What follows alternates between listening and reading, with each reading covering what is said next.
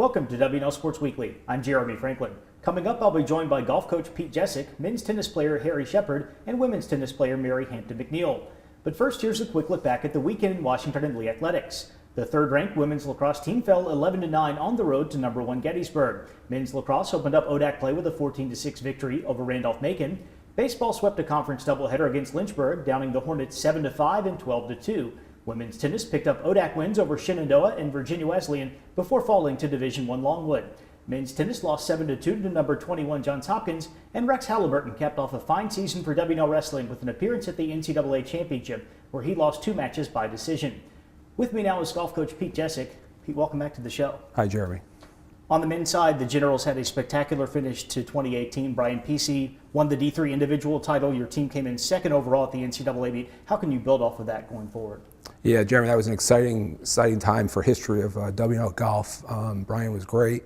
But we did, when that was over, we did talk about the fact that this is a new team, a new season, and we have to change the way we do things. It doesn't just happen, continuously. So with that said, Brian comes back in the fall and he wins the NCAA preview, which no one's ever done before, coming off the NCAA championship. So, and the rest of the team, we had some injuries and stuff, so we kind of hung tough the whole way and stayed right around the top 10. So overall in the fall, not bad. Coming into the spring now, Brian comes out again, wins a primarily Division I event down in Savannah, which is awesome. He's playing great. And the rest of the team is kind of like hanging in the middle. So this is a big weekend for us coming up. The W&L women have had some good performances so far this year. Most recently, Beth Ann Townsend tied for first at Callaway Gardens. How has their season gone? Yeah, so for the women, it's funny that, a team of only 5 players back in the fall, we had one of the best scoring averages in school history. And it wasn't for the one fact that one of our tournaments, our number 2 player, couldn't make the trip. We had to play with 4. We would have had the lowest scoring average in team history by 5 shots, which is incredible when you really sit down and look at it. So, and then coming out into the spring, Beth Ann, what a great job playing in really tough conditions down there. It wasn't a one-day event. She played great, and she set the mark for us for the spring. What are the Generals' goals over the next month and a half as you work your way toward the ODAC Championship in April? Yeah, so on the women's side, it hasn't changed any. We decided after the NCAAs last year that our goal this year was to teach them all the small things about golf, as in punch outs, bunker shots, raise their golf IQ. We've done that dramatically all through the season. We're just going to continue that. They've responded really well to it too. So for them, nothing will change. For the men, over the past few years and some of their success, we've always been good at treating every tournament as a championship. That's been our MO. We kind of have lost that a little bit this year, I think, and we just talked about that this week, so trying to get back on set there. So we have no highs and lows. Every big or little event is the same to us. What are your expectations for W&L in the postseason? Well, for the women, we played really well in the ODAC last year. They made NCAAs. We feel we can do that again. On the men's side, it's tough competition. Guilford has been playing great, and so has Hampton Sydney. They've come on very well this year, so it's going to be a great test down at Bryant Park at the end of April. Pete, thank you for joining us. Best of luck with the rest of the spring. Thanks, Jeremy. Here with me now is Hampton McNeal, senior tennis player from Beaufort, South Carolina. Hampton, welcome back to the show. Thanks for having me.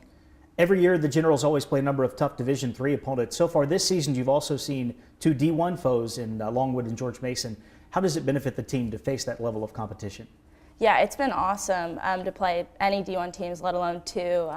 Even though they're smaller, it's been amazing to get such a high level of competition without necessarily the pressure of it affecting our rankings. Obviously, it affects our record, but it's been really nice to work on things and practice things in pressure situations that we can carry into D3 matches with more comparable peers. How are you approaching your senior season on the court? I'm just trying to enjoy every day. I've loved it. It's been such a privilege to play with this team. And for 4 years now, I've tried to carry that into every match and just enjoy everything. So yeah, just trying to savor it because I'll miss it a lot. W&L's 2 opponents in Fredericksburg this weekend, Kenyon and Skidmore, are just a few spots ahead of you in the national rankings. What are your expectations for those matches? Yeah, we're coming off of a great weekend. We played some great matches, and we're trying to carry that momentum into this weekend and keep working these next few days in practice on the things we have been working on. And if we carry that level of confidence and that level of play that we brought Sunday, I think we'll be in a great position. After this weekend, you've got just 3 non-conference matches remaining, so that means a lot of ODAC play in the weeks to come. What are the team's goals? What are you looking to accomplish as you work your way through the regular season? Yeah.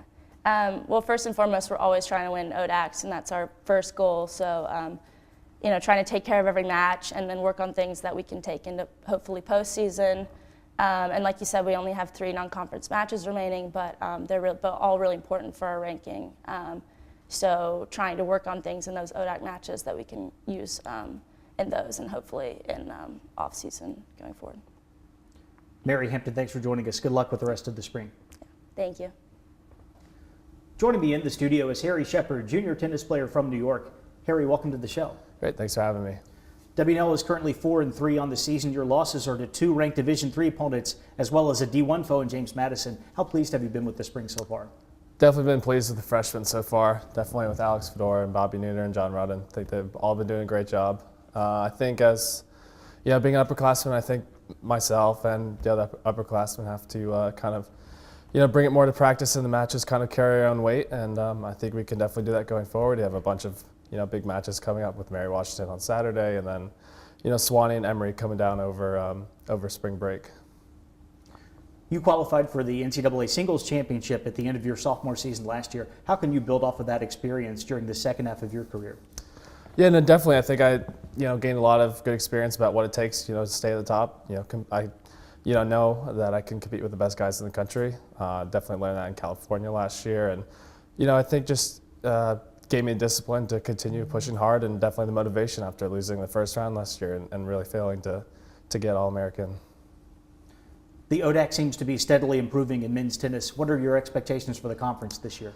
Well, I think it kind of goes without saying we should win ODACs. I think a reasonable goal is to win every match going forward 9-0, and then kind of a lofty, but I think definitely achievable goal is to not lose a set going forward. What kind of team goals has W&L set for 2019? I think we need to improve on our team chemistry. I think we need to realize that while it is tennis, college tennis is not an individual sport. It's really a team. It's really a team competition.